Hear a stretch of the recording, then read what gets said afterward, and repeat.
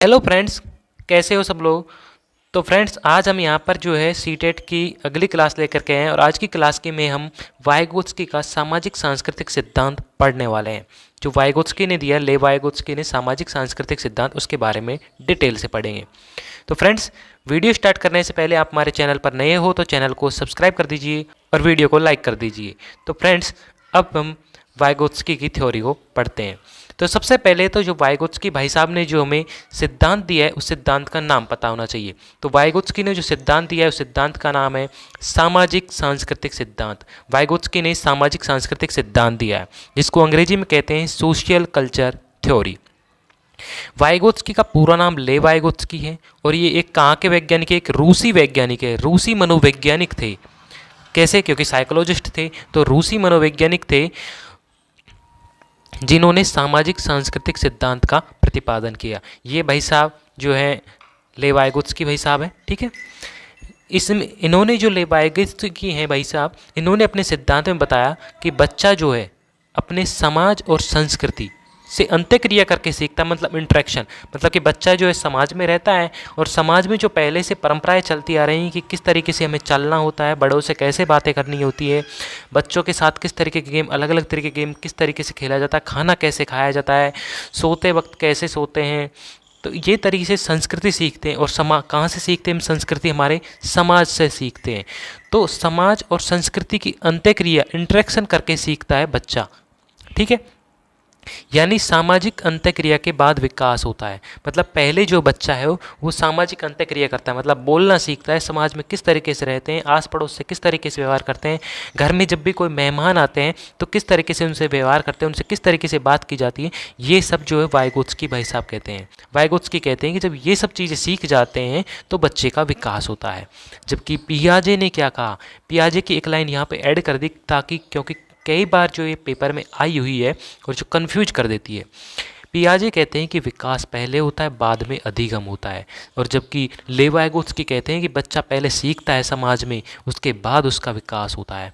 तो यहाँ पर ये लाइन सबसे इंपॉर्टेंट हो जाती है कि ले वाइगोत्स्की ने तो कहा है। देखिए, ले वाइगोत्स्की को आपको ध्यान रखना है। ले वाइगोत्स्की क्या कहते हैं, क्या दिया है? Social culture theory. तो वो पहले बच्चे को समाज में रखेंगे, समाज में रखेंगे मतलब सामाजिक अंत्यक्रिया कराएंगे, मतलब पहले बच्चा अधिगम करेगा। इस तरीके से आपको याद रखना है। उसके बाद बच्चे का विकास होगा ले वाइगोत्स्की के अनुसार। अब जीन पियाजे ने संज्ञानात्मक विकास का सिद्धांत दिया था, तो इन्होंने कहा कि पहले विकास हो गया कंप्लीट, उसके बाद अधिगम होगा। तो यहाँ पे पियाजे का अपोजिट याद रखना है, वाइगोत्स्की को, एक दूसरे के अपोजिट हैं, ठीक है। चलते हैं आगे। वाइगोत्स्की के जो महत्वपूर्ण कॉन्सेप्ट हैं उनके बारे में हम चर्चा कर लेते हैं। देखिए, वाइगोत्स्की ने जो महत्वपूर्ण कॉन्सेप्ट दिए हैं उनमें सबसे पहले आता है ZPD, शॉर्ट फॉर्म है ZPD, zone proximal development. Zone of proximal development, समीपस्थ या निकट विकास का क्षेत्र। अब देखिए, समीपस्थ या निकट विकास का क्षेत्र होता क्या है। देखिए, वास्तविक विकास, वास्तविक विकास मतलब कि एक बच्चे का कितना विकास होना चाहिए, और संभावित विकास, पोटेंशियल डेवलपमेंट। वास्तविक विकास और संभावित विकास, एक तो हम वास्तविक विकास होना चाहिए कि बच्चा जो है 5 फीट बढ़ना चाहिए, लेकिन संभावित विकास है उसका कि 4 फीट 9 इंच रह गया या फिर उससे कुछ कम रह गया है। तो इस बीच का जो अंतर होता है, इन दोनों को, वास्तविक विकास और संभावित विकास, real development and potential development के बीच के जो डिफरेंस है, उसी को समीपस्थ विकास का क्षेत्र या निकट विकास का क्षेत्र या फिर जोन ऑफ प्रॉक्सिमल डेवलपमेंट कहते हैं, ठीक है। अब इसको आगे हम जो है पिक्चर के माध्यम से समझते हैं, इसको चित्र के माध्यम से समझेंगे। देखिए, अभी हम जो यहाँ पे आगे बढ़ते हैं तो इसके फोल्डिंग आ जाती है। अब आपको इसको, इसके फोल्डिंग अंग्रेजी में याद रखना ही है, क्योंकि यहाँ पर जो है इसका हिंदी में बहुत ज़्यादा नाम अलग अलग आते हैं। अब देखिए, 3 नाम तो मैंने यहाँ पे ऐड किए हुए हैं, पहाड़, ढांचा, मचान, ठीक है। ये 3 नाम तो यहाँ पे मैंने ऐड किए हैं और कई बार और ज़्यादा नाम भी आ जाता है अलग नाम से, तो आपको स्कैप फोल्डिंग याद रखना। ये हमेशा ज़्यादातर पेपर में पूछा गया है, स्कैप फोल्डिंग।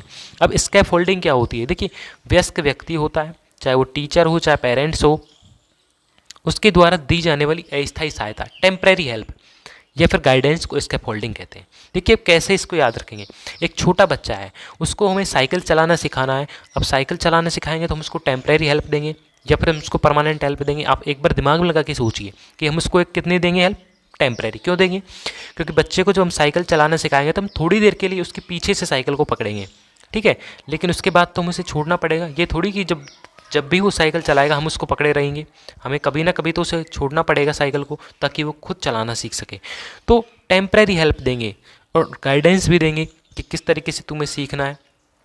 जैसे कि पहले कैंची मार साइकिल चलाते थे, जो डंडे वाली होती है ना, 22 इंच 24 इंच वाली साइकिल, उसमें डंडा होता है। तो ऐसे सीट को कांख में रख के और जो उसको साइकिल चलाते तो उसमें हम कहते हैं कि एक पैर इस तरफ निकालो और एक तरफ ऐसे ऐसे एक हाथ से चलानी पड़ती थी। कुछ इस तरीके से हम जो है कैंची मार साइकिल कहते हैं हमारे यहाँ। आपके पास जो है अलग नाम होगा तो आप कमेंट में ज़रूर बताना कि आपके उसको क्या नाम से कहते हैं। तो इस तरीके से उसको टेम्परेरी हेल्प दी जाती है और गाइडेंस भी दी जाती है। उसको हम स्कैफोल्डिंग, पाड़, मचान, ढांचा कहते हैं। ठीक है, अब यहाँ पर देखिए ये डायग्राम के माध्यम से जेडपीडी को बताया गया है कि जेडपीडी क्या होती है, जोन ऑफ प्रॉक्सिमल डेवलपमेंट। देखिए यहाँ पे लिखा है व्हाट आई कैन डू, ये बीच वाला एरिया है। ठीक है, इस एरिया को बच्चा जो है कर सकता है, लेकिन यहाँ तक पहुँचने के लिए बच्चा कुछ नहीं कर सकता। अब बच्चे को हमें यहाँ पहुँचाना है, तो यहाँ पहुँचाने के लिए हमें उसको जो इस क्षेत्र में जो हेल्प दी जाएगी, इस क्षेत्र में हम इसमें क्या देंगे उसको, scaffolding, when what I can do with help, क्योंकि ये हमारी हेल्प से करेगा। तो ये जो क्षेत्र में इसमें हमें हेल्प दे रहे हैं और जो क्षेत्र बिना हेल्प के वो कर नहीं सकता, इन दोनों के बीच के अंतर को ही हम जो है जोन ऑफ प्रॉक्सिमल डेवलपमेंट कहते हैं। यहाँ तक बच्चा बिना किसी हेल्प के पहुँच नहीं सकता इस सर्कल में। ठीक है, और इस सर्कल में बच्चा खुद अकेला कर सकता है। यहाँ पे अगर हम उसको हेल्प दे देंगे तो वो यहाँ पर इस सर्कल में ऊपर वाले में पहुँच जाएगा। जैसे यहाँ पर इस सर्कल में हम हेल्प देंगे और इस सर्कल में बच्चा पहुँच जाएगा। जैसे कि हम छोटा बच्चा होता है और छोटा बच्चा धीरे धीरे माँ बाप से बोलना सिखाते तो बोलना सीख गया, अब उसे बोलना आ गया, लेकिन स्कूल वाली पढ़ाई थोड़ी आती है उसे। अब बोलना तो आ गया, बोलना जानता है, लेकिन स्कूल वाले ना तो पढ़ सकता है ना लिख सकता है। तो उसको यहाँ पर जो टेम्परेरी हेल्प देंगे उसके बाद वो यहाँ पे आगे पहली, दूसरी, तीसरी, चौथी क्लास में सीख जाएगा। तो इस तरीके से ये जोन ऑफ प्रॉक्सिमल डेवलपमेंट है। और ये जोन ऑफ अचीव डेवलपमेंट मतलब जहाँ पर बच्चा है इस वक्त, जिसको बच्चे ने प्राप्त कर लिया है। ठीक है, तो अब हम आगे बढ़ते हैं। देखिए MKU का मतलब होता है मोर अदर नॉलेज। अब मोर अदर नॉलेज मतलब कि बच्चे को स्कैफोल्डिंग कौन कौन देता है, टीचर देता है स्कैफोल्डिंग, या फिर पेरेंट्स देता है, या फिर दोस्त देते हैं, या फिर उसके अड़ोसी पड़ोसी रिश्तेदार, कोई भी हो सकता है उसको स्कैफोल्डिंग देने वाला। ठीक है, अब है भाषा पर वाइगोत्स्की के विचार। देखिए भाषा पर वाइगोत्स्की के विचार क्या कहते हैं। ये जो लाइनें हैं यहाँ पे, जो तीनों लाइनें, ये काफ़ी इंपॉर्टेंट है और पेपर में ऐसे की ऐसे पूछी गई हैं कई बार। ठीक है, तो वाइगोत्स्की के अनुसार भाषा और चिंतन शुरू में अलग अलग होते हैं। देखिए भाषा और चिंतन, एक तो हम सोचते हैं, थिंकिंग करते हैं, और एक लैंग्वेज हमारी भाषा होती है, वो दोनों क्या होते हैं शुरू में अलग अलग होते हैं। किसके अनुसार, वाइगोत्स्की के अनुसार।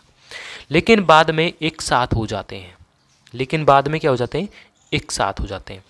वाइगोत्स्की ने कहा कि पहले भाषा आती है और बाद में विचार आते हैं, जबकि जीन पियाजे क्या कहते हैं, जीन पियाजे इसका अपोजिट कहेंगे। जैसे कि वहाँ पे हमने अभी शुरू में लाइन पढ़ी थी कि जीन पियाजे क्या कहते हैं कि पहले बच्चे का विकास होता है फिर अधिगम होता है। इसी तरीके से यहाँ पे जीन पियाजे इसका अपोजिट कहते हैं। जीन पियाजे के अनुसार पहले विचार आएंगे और बाद में भाषा आती है, लेकिन लेवाइगोत्स्की कहते हैं कि पहले भाषा आती है और बाद में विचार आते हैं। मतलब जीन पियाजे और लेवाइगोत्स्की जो दो बातें कहते हैं वो एक दूसरे के अपोजिट कहते हैं। जो बात लेवाइगोत्स्की पहले कहता है वो जीन पियाजे बाद में कहता है, जो लेवाइगोत्स्की बाद में कहता है वो जीन पियाजे पहले कहता है। सिर्फ इतना ही फर्क है इन दोनों में, भाषा और विचार में।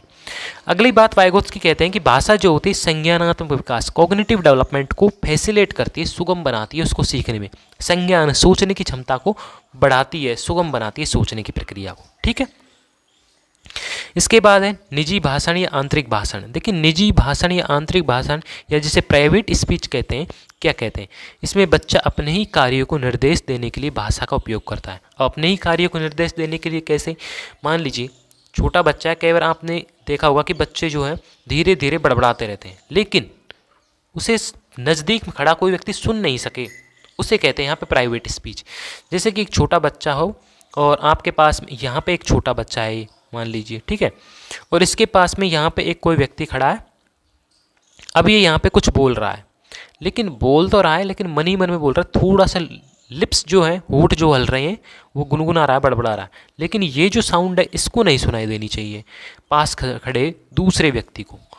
तो उसे कहते हैं प्राइवेट स्पीच, बच्चे की निजी भाषण या आंतरिक भाषा कहते हैं। ठीक है, तो फ्रेंड्स यहाँ पर जो है लेव वाइगोत्स्की का जो थ्योरी है सोशल कल्चर थ्योरी वो कंप्लीट हो गई है। और यहाँ पर जो इस थ्योरी की मैंने एक एक लाइन लिखी हुई है ये काफ़ी इंपॉर्टेंट है, क्योंकि बिना एक भी लाइन के अगर आप एक भी क्वेश्चन नहीं कर पाएंगे, अगर आपने एक भी लाइन याद नहीं रखी तो आप उसी लाइन से क्वेश्चन नहीं कर पाएंगे। हर एक लाइन बहुत इंपॉर्टेंट है, जो भी लाइन है वो बहुत इंपॉर्टेंट है। तो फ्रेंड्स अब हम अगली वीडियो में किसी नए टॉपिक के साथ मिलते हैं, तब तक के लिए गुड बाय।